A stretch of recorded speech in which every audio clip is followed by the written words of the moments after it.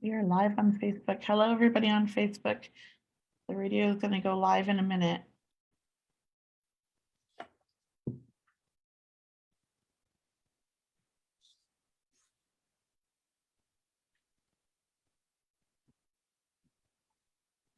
Get so excited, my heart starts racing. Adrenaline. All right, we've got what's going to feel like the longest 30 seconds of your life. Once you hear that music, we will be live. Okay, awesome.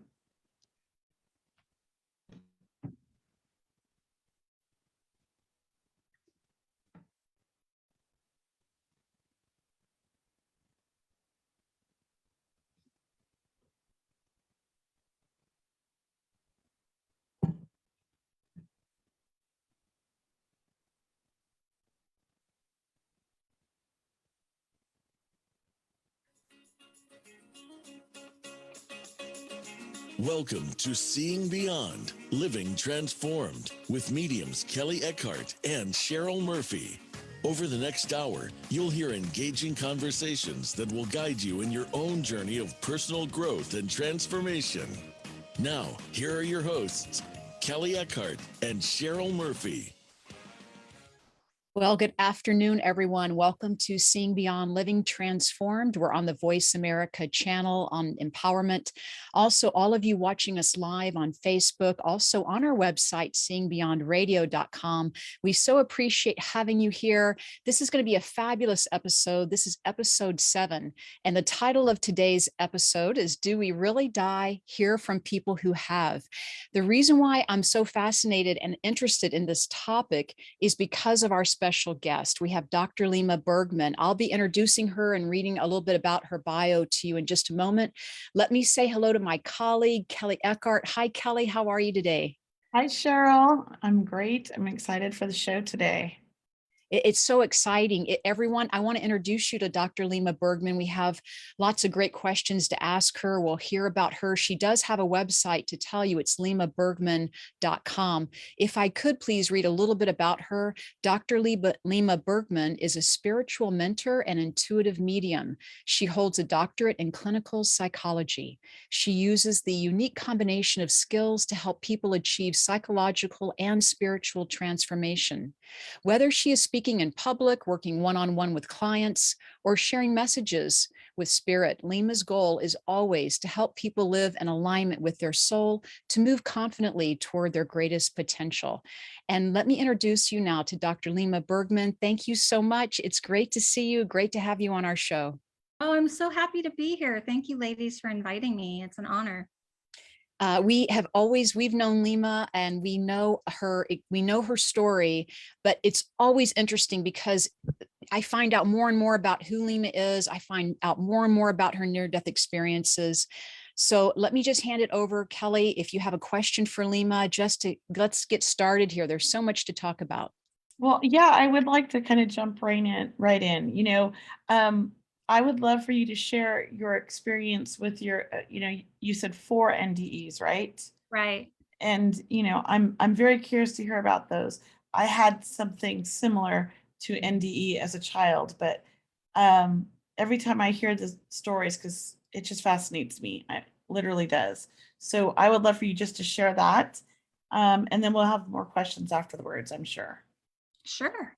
Well, hello and welcome to everybody who's here. I'm really honored to be a guest here on the Seeing Beyond podcast with Kelley and Cheryl.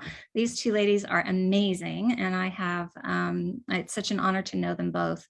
So thank you for the introduction. I'm really marveling at how far each of you have come in your career since I've known you. And I think it's a testament to what people can do when they follow their intuition and live by the guidance of their soul, which you ladies are so great at. So welcome to all the listeners here. I'm going to tell you my story, but I want you to keep in mind that this is my story and my experience and the lessons that I chose to take from each of my NDEs. A lot of people follow, love to hear people's stories about near-death experiences. And I understand the fascination, of course. I personally didn't tell my stories for many years after the last one happened. They all happened within the span of about 10 years, from 25 to 35. And I didn't start talking about my stories till many years later, when a friend actually encouraged me to do so. And it was in sort of putting them on paper, when we write things as a mentor and as a psychologist, I'm always big about journaling and writing things down, because you discover so much about yourself. You tap into your own inner wisdom, you see things, you make connections that you never thought were there before. And just in writing down my experiences and putting them sequentially on paper, I was fascinated by not just what I remembered about each of them, but about the messages that they told me, that I, in hindsight, found the power of, if that makes sense. So much of our life is about looking back and connecting the dots, right? So there was a lot of dot connecting there. So I'm just going to dive in and tell you a bit about each of them. We don't have all day, so I'm just going to, give you the highlights. I'm going to focus also mostly on the transitioning part of it, because that, in my experience, seems to be the part that people are most fascinated about. So the first one, actually,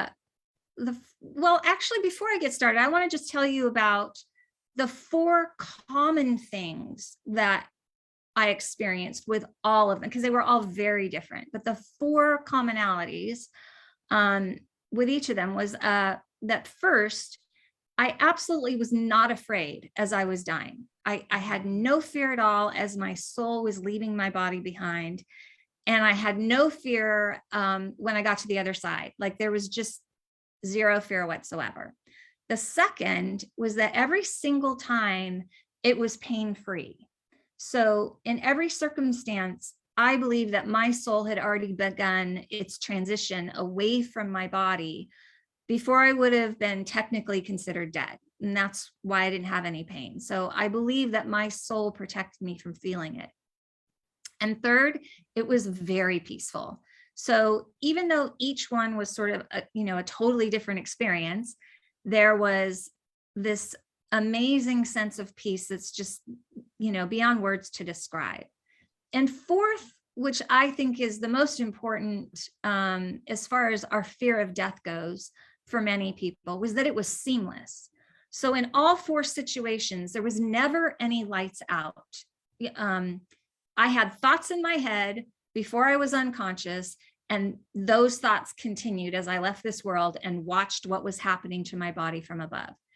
So that darkness that I kind of grew up believing was the end when we died, like the lights out thing, it never happened. I never once stopped being me. So those are the commonalities that I think are really important to know. Can I ask you, Lima, Dr. Bergman, I mean, were you like already on a spiritual, like what were you before and after these experiences? Were you already on a spiritual path, or did these experiences put you on the spiritual path? Thank you. I think that's a really relevant question as far as, how I work with people now in particular. But, I had a very challenging upbringing. And I was a very sort of sheltered, because of how I grew up, which was, I think family constellation changed like 19 times growing up. And I went to 12 different schools, and I moved 25 times before I eventually ran away at 16. So it was, it was challenging. And, as a psychologist, I've heard many challenging childhoods. So I'm not putting mine up, on some, meter or whatever, but I'm just trying to paint a picture of who I was at the time of my first one. And this was somebody who had no confidence, did not feel like an educated person at all, was very insecure, and didn't believe in myself at all. I had gone to college, but dropped out because I had no passion or purpose or meaning or whatever. And I got married really young at 22 and had a child right away. And I thought that would help me feel meaning and purpose, right? So that's kind of, a brief introduction to who I was before the first one happened. And then over the course of the 4, which I'll explain, you can see how each one changed me so dramatically in how my life shifted. So let me start with the first one. And the first one was a serious car accident. I was on the 880 freeway in Oakland, and a big rig tractor trailer jackknifed on the freeway. And I had no time to slow down, and I plowed right into him at 55 miles per hour. And, got hit by 2 other cars on each side as well. And I remember that, I remember my head hitting the steering wheel. And then the next thing I knew, I was watching everything unfold from about 50 feet in the air. And what was most memorable about this event, and remember, every one of these experiences was very different. But what was most memorable about this event was how I felt like I was in 2 places at once. So I had this confusion that I think is really common for people who die suddenly, where there's like, wait, am I here? Am I there? There's no sense of time on the other side, but there's some period of time where you really are confused. And I was in that confusion. I didn't know where I was. And I remember that I had the experience of being in my body and seeing the blood and feeling confused and trying to move, but I was pinned underneath the dashboard. So everything was really silent and there was no pain. And I kind of had that sense that I was in my body for a moment.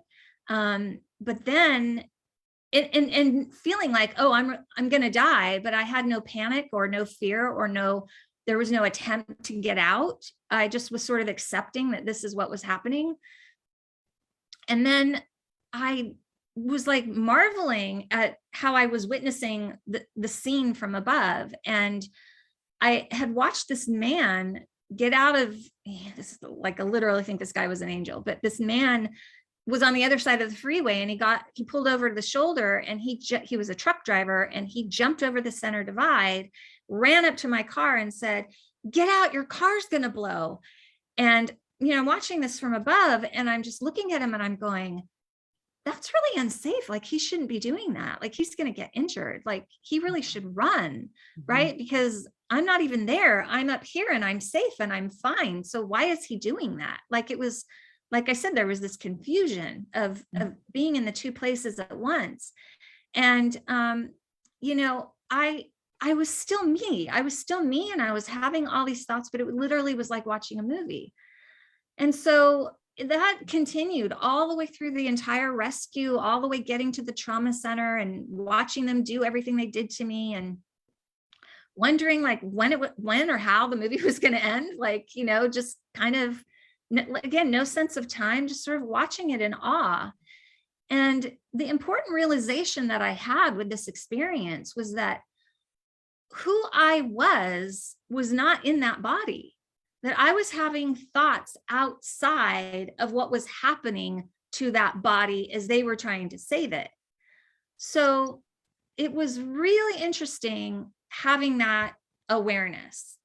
And I obviously ended up coming back, but that experience was really the first time where I realized that who I was more than just the thoughts in my head. It was just a great lesson on how I was the observer of me, and knowing that my thoughts were not the true essence of who I was. That's amazing. Yeah. So my second near-death experience was just a few months later, actually, and that was from an unintentional drug overdose. So I was still recovering from my injuries. I had a traumatic brain injury, and I was regaining motor skills and personality and memory and all the things that happen, right, when you have a brain injury. And anyway, I just, like, my whole life, I'm extremely sensitive to medication. So I'm even one of those rare people that's allergic to alcohol. So like I take like 1/8 of what other people take for medicine.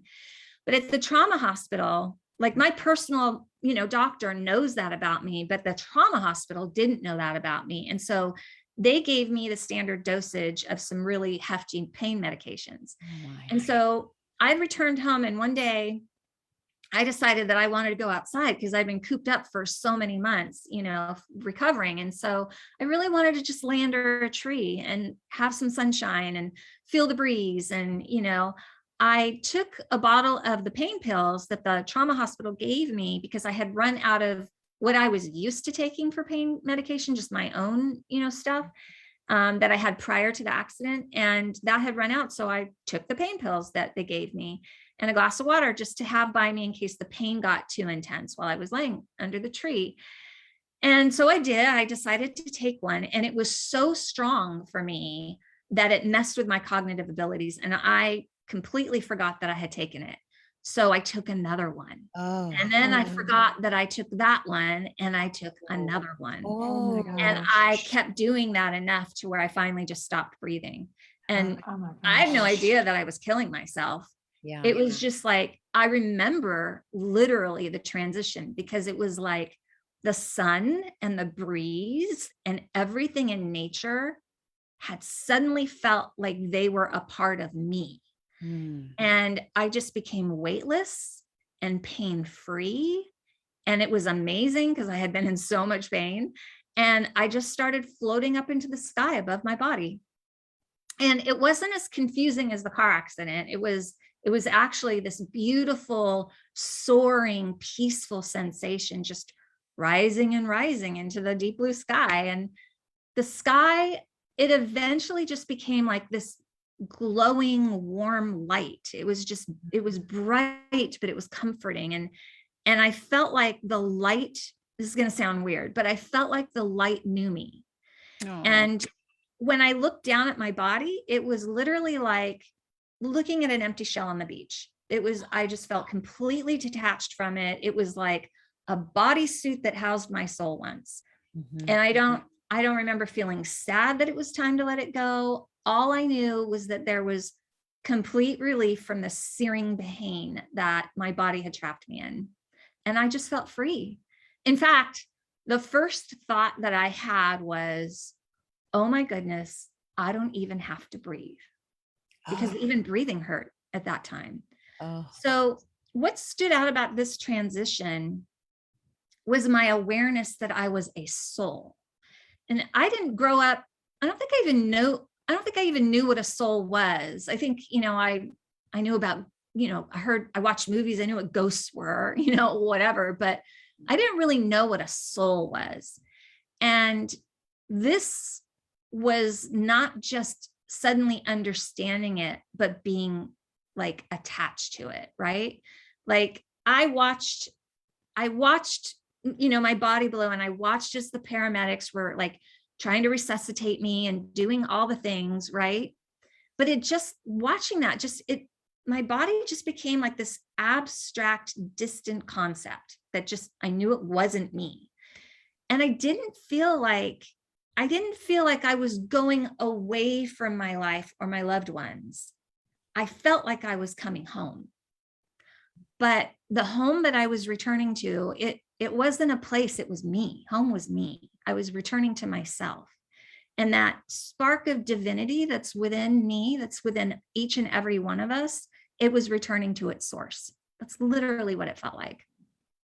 And even though in this experience, I don't remember anyone who was waiting to greet me, I never felt alone. Instead, I felt connected to everything. And after this experience, my life changed dramatically. I became someone I never dreamed I could become. I had a confidence in what I could achieve in my life. I ended up divorcing my husband, who I realized was not my soulmate. I went back to college, and I even went to graduate school and got a doctorate. This is a far cry from a girl who grew up the way that I did, right? And had no confidence and had no future, no idea of a future, had no sense of connection to myself. I just didn't feel alone anymore. I felt guided by my higher self. And I moved and did things to this day, I still can't believe that I did, given where I came from. Yeah. Amazing. So that was my second one. Now my third one was also a medical overdose that actually happened in the hospital after a major surgery. So being the lightweight that I am, I overdosed on the morphine drip they'd attached me to for my pain post-surgery. So I hadn't even physically regained consciousness from the surgery yet, And my husband was sitting in the room, reading a newspaper and sort of watching over me. And I suddenly just remember becoming aware of him. And this is my husband, my new husband. I had since remarried. This was many years later. And I just remember seeing him in the chair across from my bed and feeling this incredible surge of love for him. A love that like is so powerful, you can't feel anything else. Mm-hmm. And suddenly then I felt as if an angel had wrapped me in its wings and was carrying me away. And when that happened, the room turned into this bright light. And what was really significant was I had been in the hospital for 6 weeks up to this point, and I was so bothered by the smell of the hospital. And so in this moment, I remember the smell disappearing. And I was like so relieved that I didn't smell the hospital smell anymore. And I was just in these, in the arms of this angel, going into this bright light, and the ceiling of the hospital room just kept rising and rising with us. So like I didn't leave out of the hospital. I was within my room, but we were getting higher and higher, and the ceiling was just, rising above us.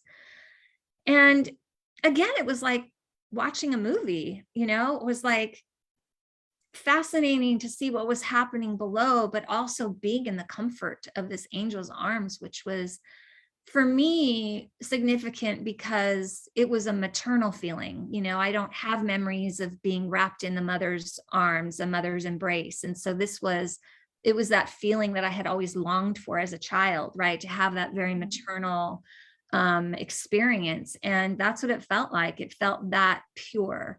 And what I learned from this experience was that I had really only scratched the surface on my ability to love. Because I realized at that moment that I had spent most of my life looking for someone to love me, and that was backwards. Because I learned that who we are is love, and that giving love was what life was about. And that in the act of giving love, that's all I needed to do to receive it. That's Beautiful. an aha moment, right? That's one of those life-changing. Right. It was really, light really bulbs. amazing. I love that. So my last experience was a drowning, which, no one wants to do. But yeah, so I fell into a swimming pool and hit my head, and it was a broken pool. So it was full of ice cold, green, slimy water. My dog had knocked me down when I was trying to get a ball for her. And there was another male dog too, but my dog was the one that actually knocked me down. So I fell into the deep end, and I have fibromyalgia. So when I hit that cold water, my muscles just locked up. It was like I became stone. And this experience was quite different from the other three for one big reason. And that was that I actually remember making the choice to let go. So yeah. So don't get me wrong. I mean, I fought as hard as I could save myself before I realized I wasn't going to win. But at that moment, I remembered my previous NDEs, and I knew what it was like to die. And I knew that I wasn't afraid to die and that it wasn't going to be painful. So I remember that moment where I chose to let it be. And the minute I did, I felt no pain. I stopped choking on the green slimy water. As I was thinking, I had that phenomenon again of being in two places at once.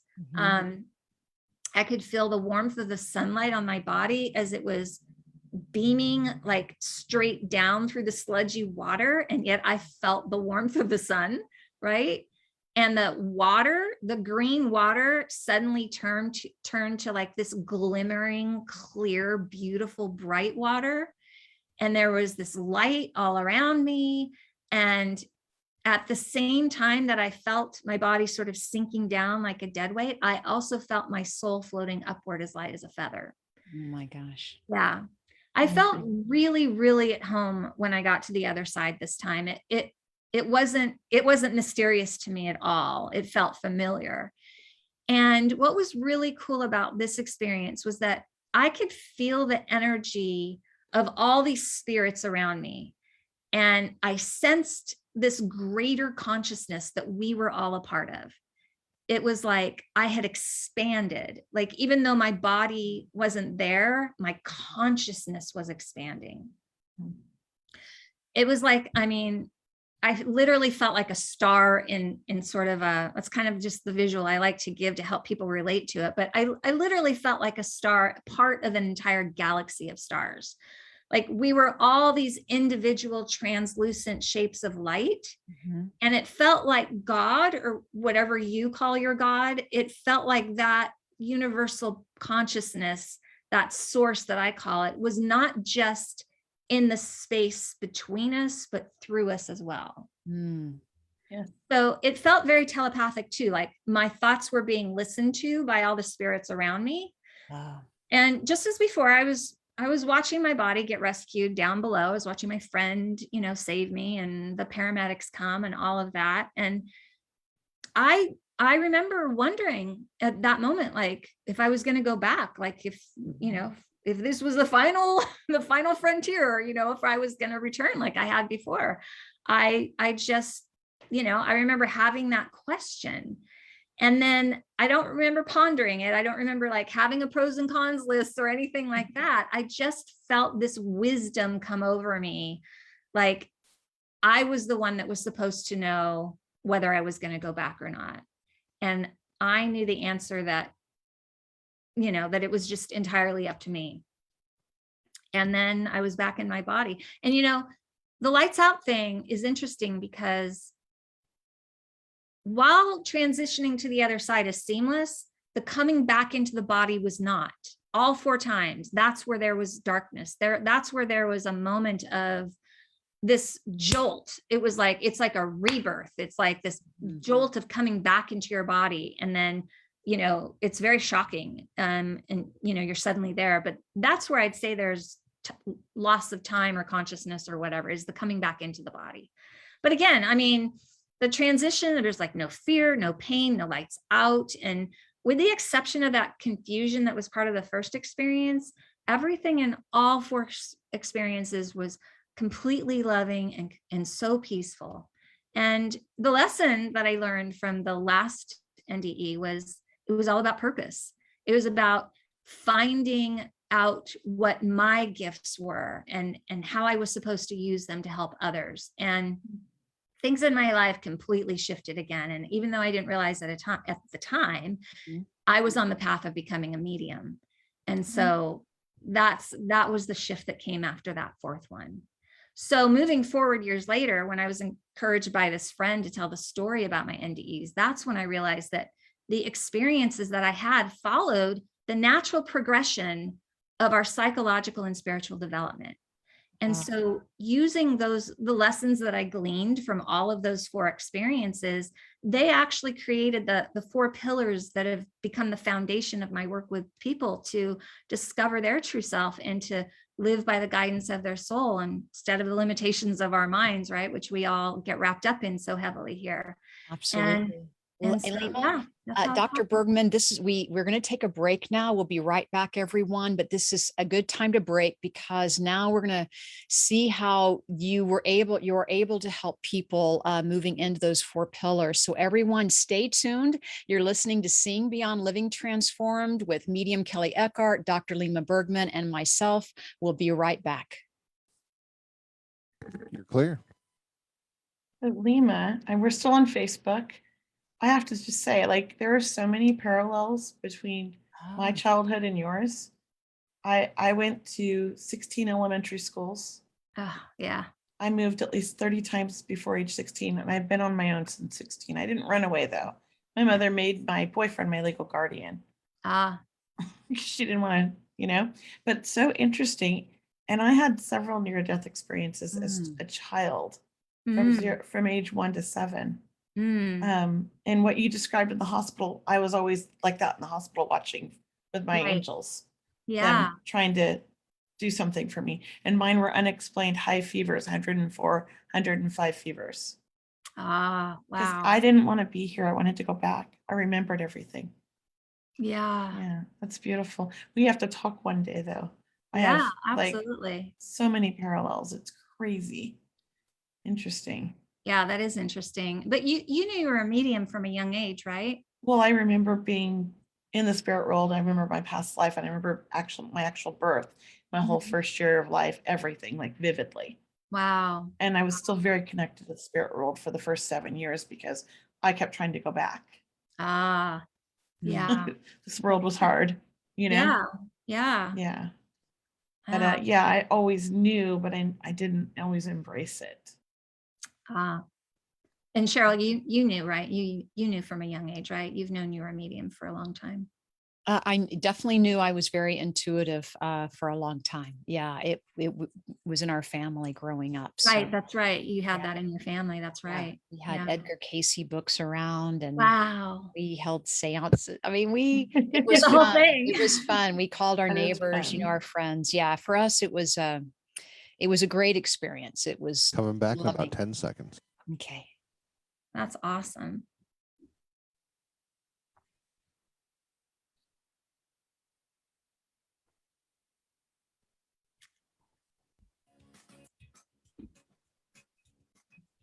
You're listening to Seeing Beyond, Living Transformed with Kelley and Cheryl. If you have questions for the hosts or guests, you can join us on the show at 888-346-9141.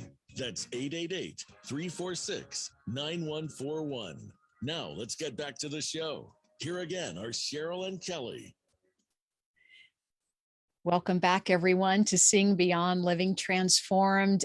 We are talking about how do we die? We're talking to Dr. Lima Bergman about her near-death experiences. I want to encourage all of you to sign up.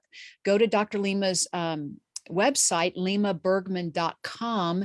Sign up for her newsletter. She sends out encouraging emails once or twice a month, but she has this calming toolkits. It's called Calming Tips Toolkit, which talks about, connecting with your soul and your soul's growth. So please go to limabergman.com. But Dr. Bergman, we'd like to continue our discussion with you and ask you, how did you become a medium, and how did you transition that traditional psychology into being the spiritual mentor that you are now?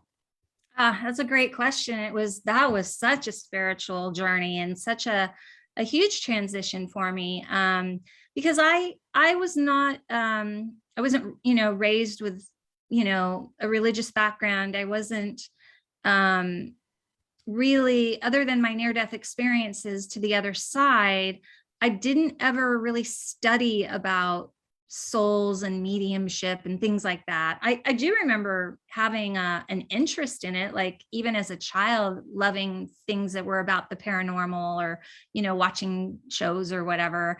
So I always had kind of a fascination with it, but I didn't even know a medium when this happened to me. And the way it opened up, should I tell that? Do you want me to tell that about how I realized it was a medium? Is that what you want to hear? Because And I that- know, how that affected my work, right? yes, I know you're also a spiritual medium. You also do readings for people, and we're going to ask you about that too. Right. But yeah, how did you realize you were a medium? We'd love to hear that.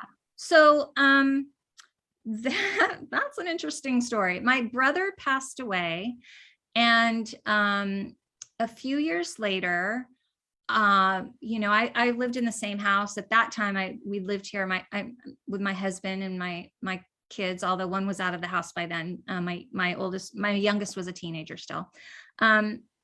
Things in my house started moving. And I know that's hard for some people to believe. And it was hard for my husband to believe, but I kept telling him, I'm like, there's some things are moving. Like, I'm hearing noises in the middle of the night. I was seeing shadows outside my window in the middle of the night. Things were falling off like the top shelf of the closet that had no reason to, be in the middle of the floor all of a sudden. And I didn't actually see these things happening. I would just hear them and find them. Like I left my office, I work from home. I left my office. And when I came back, my floor heater was face down on the floor, which is kind of dangerous. Anyway, I was just for months, I was telling my husband these things. And my husband is a lawyer, but he's also an extremely open, I shouldn't say those in the same sentence, not that lawyers aren't open-minded, but my husband is very open-minded to anything. And he's just like, in the back of his mind going, is she going crazy or is this really happening? Right. So one day he came home from work months later and we were sitting on our bed, just having a chat. And we have a little office area off our master bedroom. And we were sitting there and a book flew off the shelf right in front of us. My. And I just remember jumping up like a cheerleader. Like I was so excited because I was like, so happy that not just that I saw it, but that he saw it too. Right. So that he could, I didn't have to tell him about it. He was there. So at that point, we were like, okay, it's either my brother or your dad, but somebody's doing this because they both passed away around the same time. Now, this is the point where I didn't even know a medium. Like I didn't know anything about any of this. So I literally went on Google and like Googled for a medium in my area. And I luckily found a really great medium. And sure enough, the moment I got there, she said, do you know somebody named Mike who's about 6 feet tall and he was really into cars? And I'm like, yeah, that's my brother. And she's like, thank goodness I finally found who he belonged to, because she had been asking every client ahead of me. I got there at 1. And so she'd been seeing clients all day and nobody could take him, which I think is the best first lesson as a budding medium to learn is that no's are not always no, right? Right. So, so nobody could take it, but then I came in and I was like, yeah, that's my brother. So we had the conversation. She talked to me, about why he was trying to connect with me and that, the messages he wanted to give me, and that if I would just talk to him, that he would stop moving things. So that's what happened. I talked to him, but that was sort of half of the session. And then all of a sudden she goes, you're a medium too, don't you? And I just started laughing. I'm like, I don't even know what that means really, and I have no idea. And so she proceeded to ask me to do things, such as tell her about an object that was on her desk, tell her what her house looked like, because I was in her office, an outside office, tell her, describe someone in her life named Billy, describe him to her. All these things that I thought were ludicrous that she was asking me, but I was able to do every one of them. And it was shocking. And I left there kind of in shock, like what just happened? And I didn't do anything with it. Like, I just thought, okay, that was a weird experience, but at least I know what's happening in my house, and I just kind of walked away from it. Well, it opened up something between my brother and that meeting. It opened the gate and I started having constant connections with spirit after that. And so after about a year, I realized this is real. This is real. It took me a year to believe in it. And then after that, I decided that if I was going to do something with it, which I needed to, I felt like I needed to do something with it because not everybody has that ability. And if I have it, then it means that I'm supposed to do something with it. So that's when I started studying, and that's when I started learning how to be a medium. Now, the transition in my work was interesting because it took me a long time to come out of the closet, so to speak, and tell people that I was a medium, right? And be confident in that, especially, as a psychologist, right? Like for me, it was even harder because I knew once I did that, I could be jeopardizing what people thought of me as a psychologist, right? So that took a couple of years to figure out, how do I do both? How do I blend? Can I blend the two? At first they seemed so, far apart, like they were so different. And then the more I did the work, the more I realized, no, this is the perfect combination. This is amazing, right? So I shifted from working as a traditional psychologist because I felt so trapped in the profession of what I knew the potential of healing could be. And I'm not dissing therapy. I'm not dissing what people get from their own therapy. Like, this is not about that. This is another option, right? There are lots of options to everything in life. And for me, I outgrew that model. I outgrew, for me, how I felt I could help people better. And so instead of looking at people for their symptoms and what was wrong with them and how to put them into a diagnostic category so that I could then have a treatment plan that fulfilled the ethical requirement, all the requirements of the profession, I decided to work with people's souls. Mm-hmm. I decided to do something that felt more holistic, that just helped people see themselves as just normal people stuck on their spiritual path, and let's get unstuck and not put you in a box and not label you and not make this, something bad. It's something common, and it's what we're here for. It's how we develop, it's how we grow. So it just felt more natural to do it that way. And so that's that. Then I made the commitment, and I literally just let go of my license a year ago. Wow. Yeah. So it was a big shift for me. Big shift. I mean, I've been doing the work this way for years now, but last year I said, I preach authenticity. And if I'm going to be authentic, then for me, I feel like I need to let this part of my life close, that chapter close. Big So, decision. yeah. Well, I love everything you've shared, and I still have questions. Mhm. And one of the things that I think fascinates me is how the amount of clarity you got from each one, because not everybody gets that clarity. And one of the things, like as I explained to you during the commercial break, I know not everybody on the radio heard that, but Facebook land heard that, is that I too have had some near-death experiences as a small child. I don't think I got the clarity because I came here remembering. It just didn't come. The clarity came to me later on in life, when I started to develop my work. Right. And one of the things you said, your purpose, my purpose was to help families. And that's what they kept telling me, when I finally started to develop, like I kept wondering, what was my purpose? Why did I go through all of this? And Right. so I love that, because I do think that we need a purpose. And the other thing that I really loved you talked about is one of your experiences of how, just how everything was connected and how you felt like God was running through you. Because I've always felt that way. Even now, at Mhm. times, I feel so connected to the spirit world as well. Like my son passed, but I still feel him as if he's still here. Right. I still hear his thoughts just like I did when he was alive, because I had that weird connection with that child where we Right. could hear each other's thoughts. And so to me, it's like I'm still hanging out with them all the time. That's beautiful. Yeah. And I love that. And I love that you've taken it the way you have.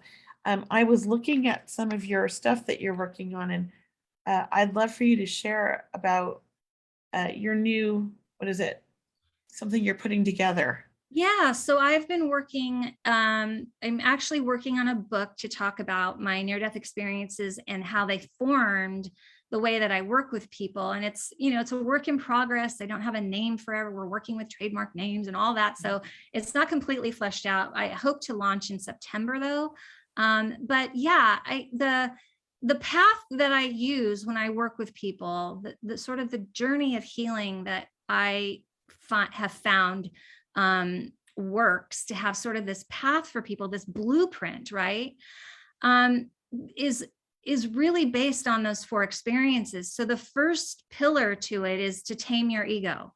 It's to learn how to accept your responsibility for your life. I mean, that's a first step, is to get to a place where you can take full responsibility for your thoughts and your behaviors and your emotions and your actions and all of that, right? Because until we get to that place where we're ready to accept full responsibility for our life, the healing process is so much more difficult, because there's always something or someone then that we're giving that power to, right?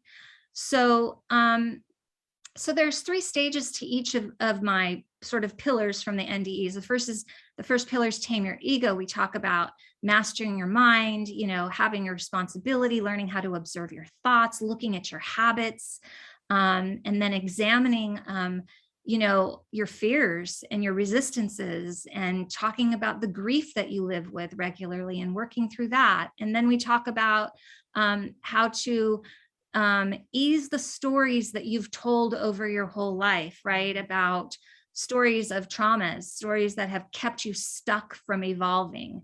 And so we work on sort of all the egoic stuff, the things that are in our head that sort of need cleaning up and need sorting out and need putting into a healthy perspective and finding how we're the hero of those stories, right? And then I move into the second pillar, which is reviving your soul. And that's all about learning how to connect to your soul, right? Which was my second experience. So it's learning about tools of that connection, learning to trust your intuition, learning to expand your consciousness and your awareness and your curiosity and your intuition and all of those things, and learning what meditation is. And so we work on the soul in that pillar. And then the third part is unleashing your love. So this pillar and the work that's done is about learning to love yourself, learning to love your relationships, and learning to love your world. So in these pillars, of course, until you really truly can love yourself, it's a lot harder to have relationships and whether they're with people or just in the world in general, being able to look at the world through a lens of love, right? So we work on your inner child, we work on loving your body, we work on shame and guilt and all of those things, and then how that sense of self can then move you forward to healthy relationships and healthy feeling like you have a healthy relationship with your community and the world you live in. And then finally is embracing your purpose. And that is all about finding out what your desires are, what your mission in life is, what you want to do. And I have a lot of people that come to me and say, I need to know my purpose. And I just want people to know that my answer will always be, we all have the same purpose, and that's to serve. That's to learn and evolve ourselves and then share that with other people so that they can evolve, so that we can raise the consciousness of the world and help each other. And so it's not about finding your purpose. It's about discovering what you came into this world with. What gifts and talents and challenges have been a part of your experience here? And how can we use those to determine what your purpose might be? And your purpose can change, right? What I did as a psychologist for over 20 years was different from what I'm doing now. The model of how I serve has changed, but my purpose has always been the same. Does that make sense? Yes, totally. So that's what I'm creating in a course form so that I can serve more people. And then it will turn into a membership, an ongoing membership as well, so that I can serve more people than just doing one-on-one work. I love this. You're so inspiring, Lima. Oh, thank you. I really love that. And you're making me Speaking think of- all these things I want to do. Oh, I just wanted to jump in on that because you said, I love that. I actually have a free group. Yes. I keep saying I love that because of your group. Right. I have a free Facebook group that anybody can join called I love that ... And any post has to start with I love that and tell us something about what you love about your day or your world or whatever.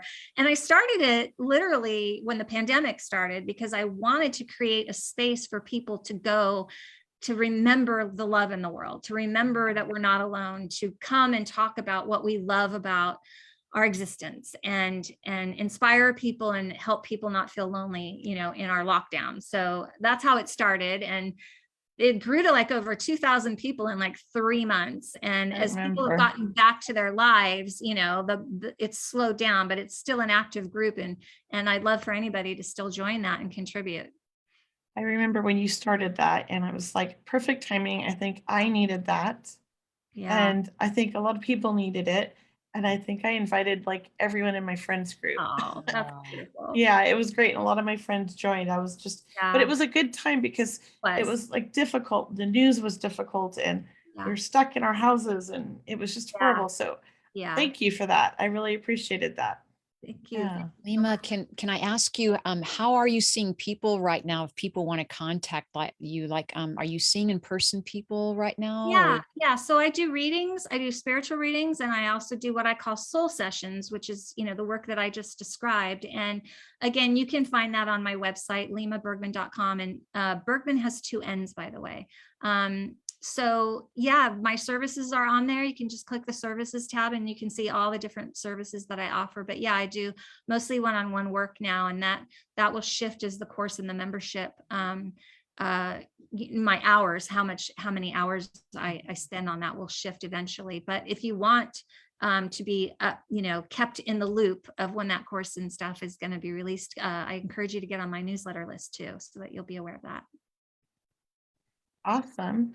Awesome. So, other than like your NDEs, after these things happen, of course I guess it's like kind of redundant, but I know like after I lost my son, and it kind of changes the way you see people and the way that you view things, and the way you react.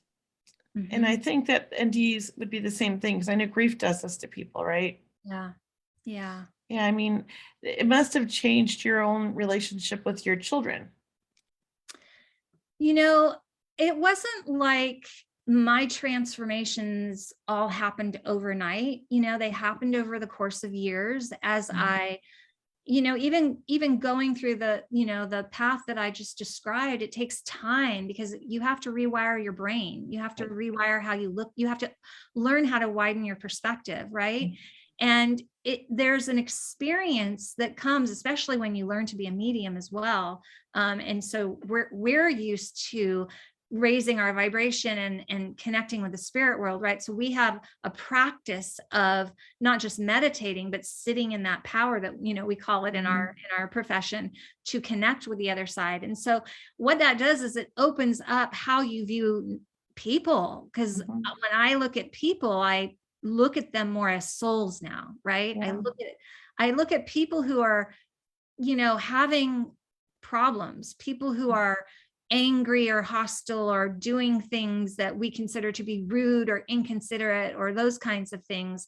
And instead, I look at where they're wounded. I look at where that comes from, and I don't take it personally. It's like I can see people on a spiritual level. And that's what I try and teach people, is how to get to that place to where there's a compassion that you have, and a oneness. That's the important part. Is that I think that what you experience after NDEs or losing a loved one is the ability to feel a oneness with people. And when you feel that oneness, there's less judgment. There's less black and white, right?